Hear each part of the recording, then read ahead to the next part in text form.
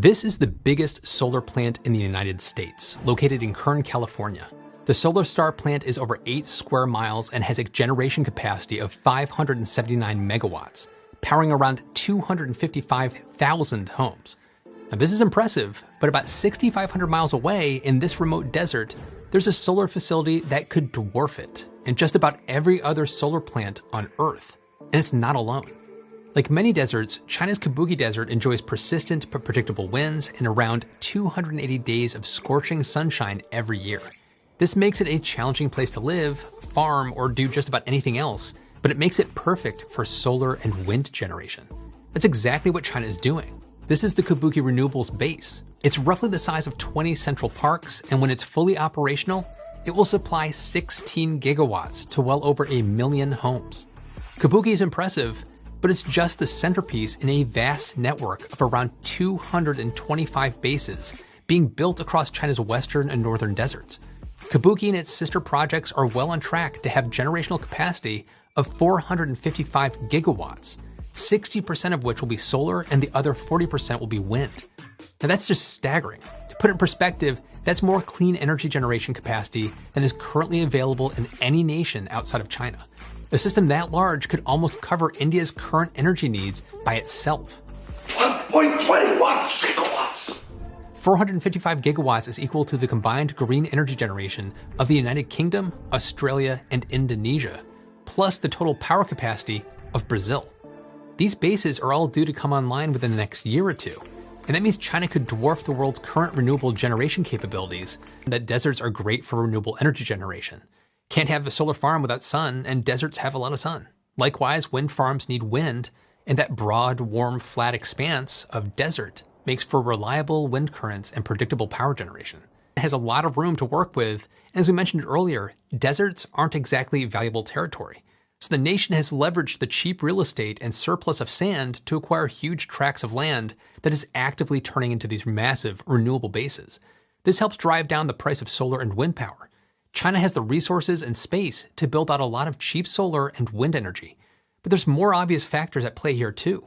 Back in the 1990s, China saw a financial opportunity in serving Germany's growing demand for solar panels. Thanks to nearby raw materials and the structure of its supply chain, China was able to produce a ton of affordable solar panels. However, China was able to pivot and grow its own domestic renewables program. This drove domestic demand for solar panels and turbines. As Chinese economic and industrial power grew, demand for renewables grew right along with it. Now, the installation of bases like the one in Kabuki has analysts like those from the Center for Research on Energy and Clean Air all but guaranteeing that Chinese emissions and fossil fuel use not only will fall next year, but enter into an extended period of structural decline. This is due not just to those bases coming online, but the growth of other green tech industries in China like renewable batteries and electric vehicles. China is now hitting their 2030 reduced emissions goal 5 years ahead of schedule. This gives me hope that they'll be able to hit their zero emissions goal in 2060 as well. Now, if one of the largest consumers of fossil fuels can do it, then the rest of us can too, right? More immediately, all these plants coming online should mean less polluted air, not just for China, but its neighboring countries as well, and maybe more. If China continues to build these facilities and the technology continues to improve, there are opportunities for these neighbors to buy surplus clean energy from China.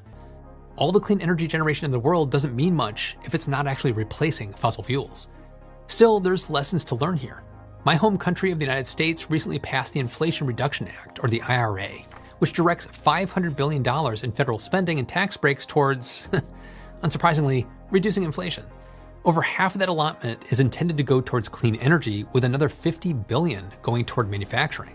Though no one can really match China's manufacturing power, we're not too far behind here in the US. Our western and northern regions are home to deserts and grasslands ripe for solar and wind energy. We have our own installations in many of these places already, and I'm glad the IRA seems to have learned from China's economic incentives, but I hope we go further and create our own fully fledged clean energy bases. Having everything from mining resources to manufacturing solar panels, wind turbines, and batteries here in the US could drop costs and accelerate our adoption, and give us tremendous amounts of energy security. No bones about it, this is an amazing step in the right direction. And unlike a lot of stuff in the green tech space, the Kabuki Clean Energy Base isn't a work of futurology or the pitch of an exciting startup. It's real, it's working right now, and it's getting bigger.